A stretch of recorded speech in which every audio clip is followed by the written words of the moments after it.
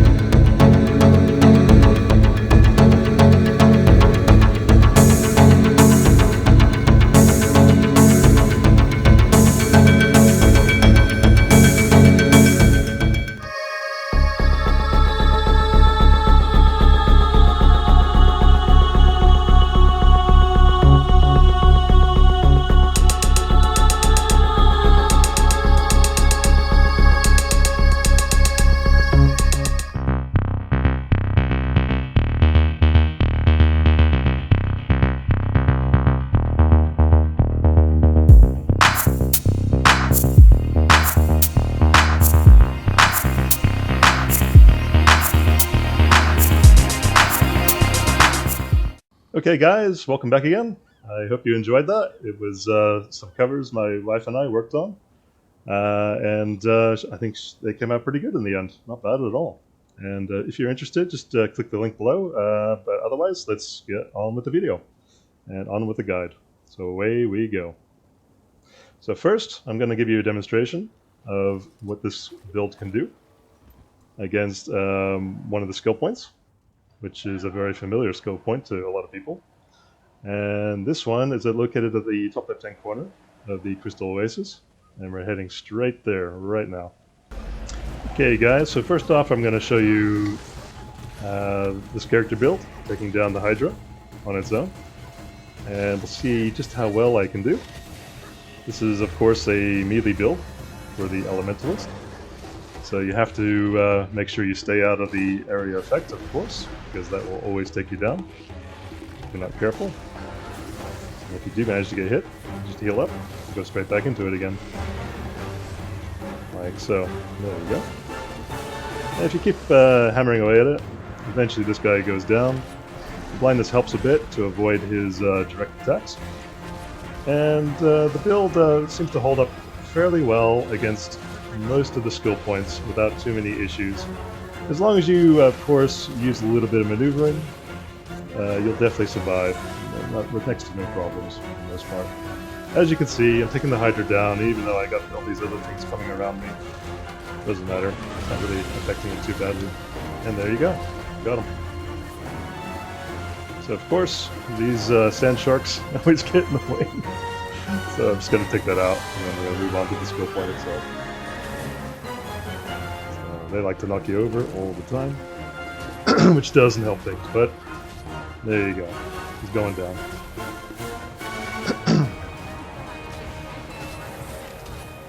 I almost got him. There you go. Gone. So as you guys can see, this build does a reasonable amount of damage and a good amount of healing as well. So it is not too bad at all. So let's take this guy out now. This is the Djinn, of course. Everyone knows this one. And we'll take him down as quickly as we can. As you guys can see, we're getting towards the end of this battle now, and taking this thing down pretty fast, especially with the flame sword being used. So there you go. We're going to go back straight back to the sword and just polish him off. No problems at all. And there you have it. Done. Victory. Nicely done. So as you saw, I took down the Hydra and the skill point. So I'm going to show you a couple more skill points, so you guys can see what it's capable of, the build. and then we'll move on to the next one. Okay, here we are, guys, on the Crystal Oasis map at the top left-hand corner, skill point. So we're just going to quickly go through this one, and just to show you how the battle goes.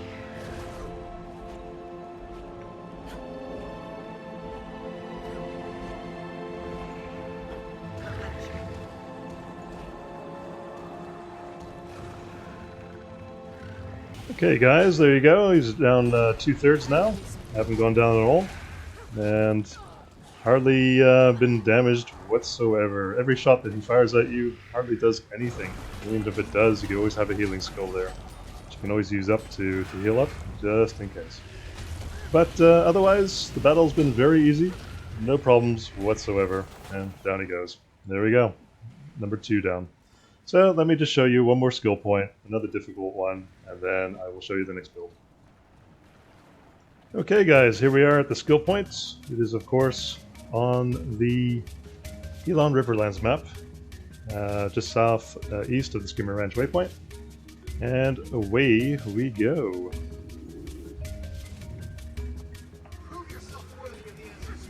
As everyone knows, this guy is really bad at burning your character with a lot of fire. But if you keep at him, if you keep hitting him with everything you got, then eventually he'll go down. It doesn't take too long to take out either. As long as you keep blinding him with your fire, he can't really hit you very well, very much at all. When he does, you just heal up. So as you can see, he's going down very quickly indeed. This is definitely one of the quicker skill points, but it's also one of the most deadly ones. If you don't pay attention to what you're doing, of course. So, there you go, he's almost gone. Almost gone. And as you can see, my health is holding up pretty good. There you go. Got him. Done. Okay, so we're going to be moving on to the next build now. Okay guys, here's the next build. I'm just going to quickly show you on this Elite Forged cannon how good it is. You guys can make up your own minds what you think. So let's hit him with everything we got and see how we do. As you can see, I'm doing pretty good. Not bad at all. Got a lot of boons. You know, Fury, a little bit of protection and other things coming up. And of course, stability, which of course is the most important one of all. On number 3 attack skill. I've also got CCs, not Falcomover. So that always helps as well. So these guys, they have a lot of hit points, and as long as you stay out of their firing zone, you're pretty good. Not going to do too much damage to you. So as you can see though, he's going down very quickly indeed. This one's the offensive build of the Elementalist, and it does pretty good pretty much against anything at all. If you're looking for a little bit more DPS than you did on the previous build, but you're giving up the healing as a result of that, this is the one to go for. And of course, doing more DPS is always going to be more fun, of course. But as for the other build, I've already gone through all the skill points. That was the one with the sword. And I already grabbed every skill point on the Path of Fire expansion. So that guy went down pretty easily, and now on to the skill point. Hey guys, we're on the domain of Abby, and we're at the skill point, which is at the bottom left of the map. So let's see how we fare with this next build. Now, here we are guys in the middle of the battle, and so far so good. Everything's going down really smoothly, really easily, no problems at all. Not even breaking a sweat on this one at all. And that's quite surprising to me, because usually this battle is a lot more difficult. Oh, there you go. Did it. Got it. Alrighty, on to the next one. Okay, here we are guys. We're on the next map I want to show you, which is the Desolation. And of course, we came from the Scourgeway waypoint, and we're at the skill point, which is top right of it. So let's get underway and see how we do. And as everyone knows, this is one of the more difficult skill points. And it'll be interesting to see how this battle goes. So let's get underway.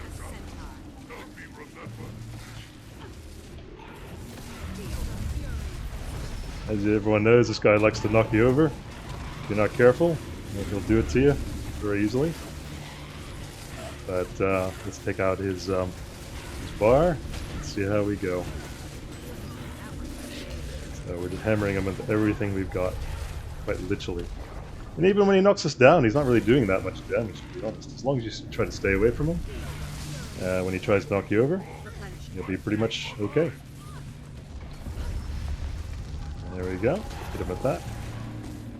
Let's hit him with some stability. And the rest of our skill points. There you go. So far, so good. The build has actually held up against him pretty well. So I'm pretty impressed. Not bad at all. As you can see, he's knocked me down. And even when he does, I'm still able to get back up again. There we go. Got him. Not bad indeed, if I do say so myself. I was impressed with that. That did better than I thought it would. On this build, that's the first time I've taken him on, and it held up. I was quite happy with that. Alright guys, we're on the Desert Highlands map, and we came in on the Makakali Outpost waypoint, and we're at the skill point in the middle of the map.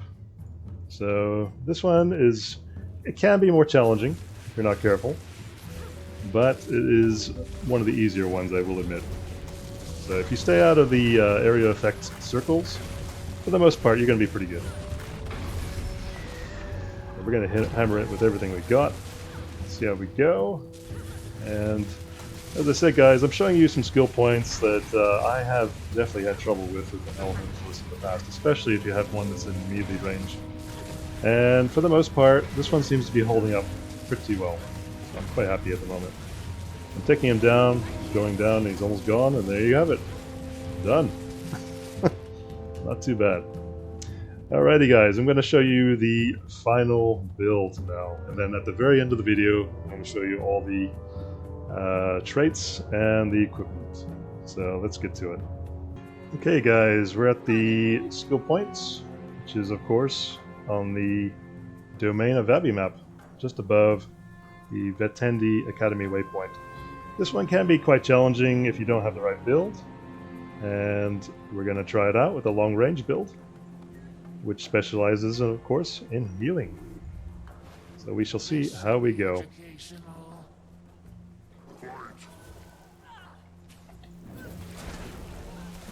There we go. Made a good dodge. So these guys can be pretty brutal if you get knocked down and they hit you with everything. But if you manage to stay upright, then they're pretty easy to take out. Indeed. So it's just a matter of keeping your distance, making sure you do everything you need to do to stay out of the circles, and to just take them down. You can also swap out to fire and put more DPS in. Of course, this is going to put you more at risk because you're not going to have healing, but you will have the added benefit of having the AoEs. As I said, do it at your own demise, so to speak. Alrighty, let's take them out. But as long as you have the healing on, you can pretty much just whittle them down, no problems. They'll go down really fast. It doesn't. I mean, it takes a little longer to do it, but on the plus side, you get to wipe them out without any problems whatsoever. There you go, guys. As you can see, eventually you can take them down. If you want to do a little bit more DPS, you can always swap out to fire. If you want to keep your healing up, make sure you don't die, and keep your distance. Keep the water attunement on for sure. Just keep hammering away at them. And of course, let your summoned units take all the damage. There you go. That one's done. Okay guys, here we are, back on the Elon Riverlands, and we're at the top right corner, the skill point, and let's see how we do on this one. So we're gonna see if we can take them out. As you can see, guys, I've got a Hydra attacking me and a bunch of minions, and I'm still standing. So, not bad, not bad. When it comes to healing, this build can definitely hold on up on its own without too many problems. Of course, it always takes longer to take them down because I can't specialize in my fire ability, while I'm getting hit by everything, because I take too much damage as I'm trying to run around like crazy to avoid everything. As you can see, I'm getting hit by left, right, and center, and I'm still standing. So that's always a good thing. As long as you're the last one standing at the end of the day, you can still take the enemies down, no problems. So never helps to have a Hydra in the middle of the mix, though. Let's see if we can take him out. I'm gonna go to fire, take a risk.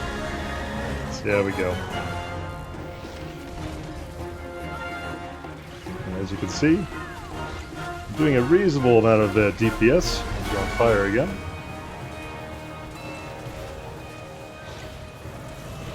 And this is where juggling around your trait lines, well, not your trait lines, but your attunements comes in handy. You can use this to your advantage, which will, of course, allow you to take down the enemies, no problems.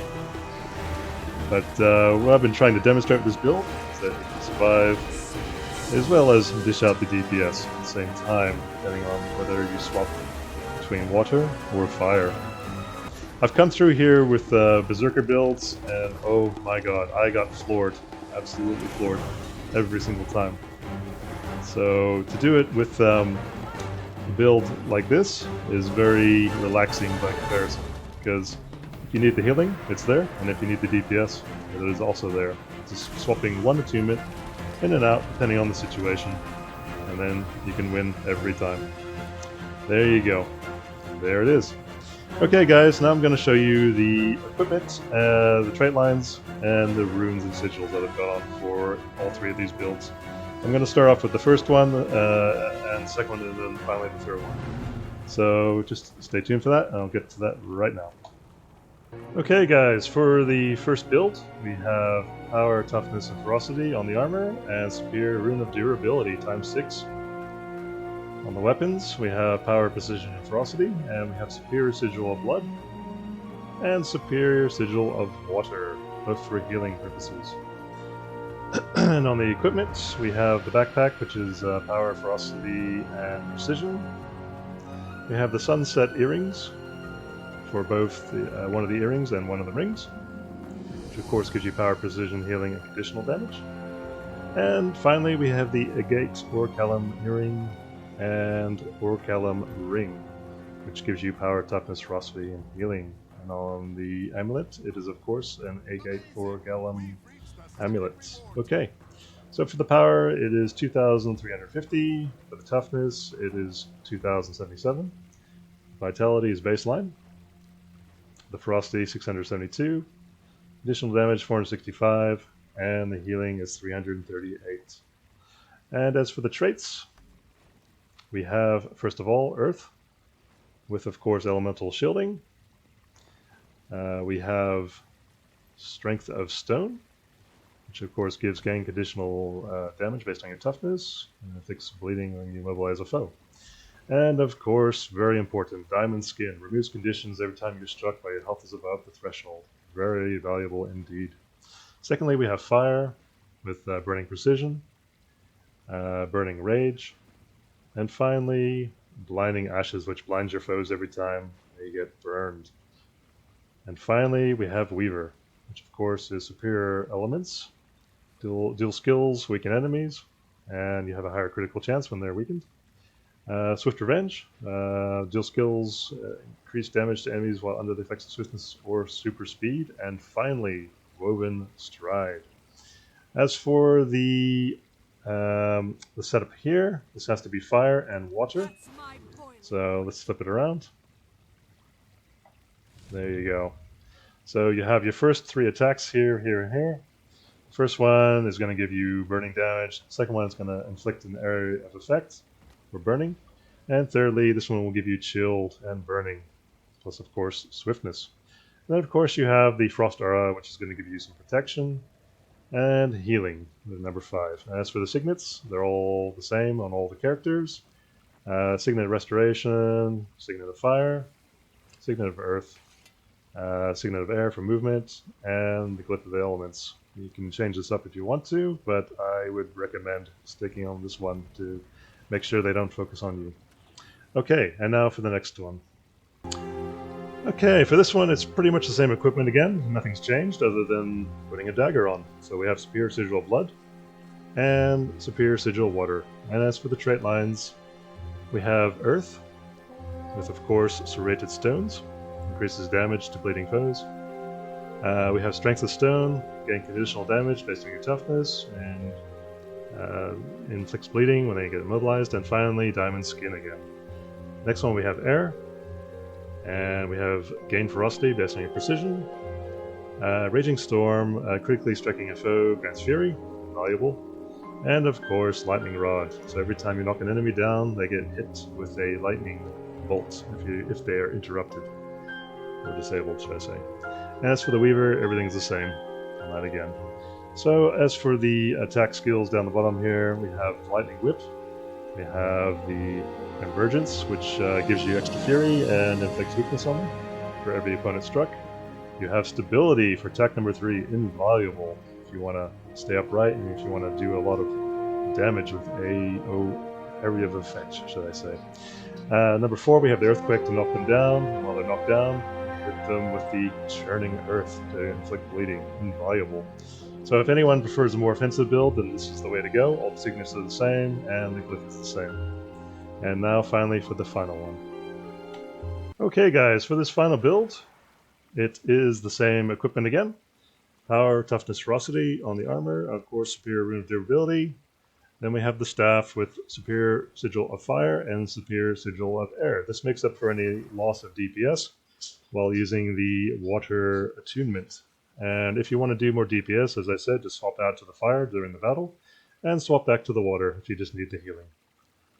And of course we have all the same equipment, nothing's changed there. As for the trait lines, we of course have Air, we have Ferocious Winds, again ferocity based on your precision. Raging Storm, critically striking a foe gives you fury, invaluable, and of course Bolt to the Heart, increased damage if the health threshold of the enemy goes below 50%, and increase the damage by 20%. As for the water, you have Soothing Ice, gain regeneration and Frost Aura when critically hit. Flow Like Water, increase the damage by 10%, which is great. And cleans conditions from your allies you grant regeneration to, that includes you as well. And for the final trait line, we have the Elite trait line, which of course is the Tempest.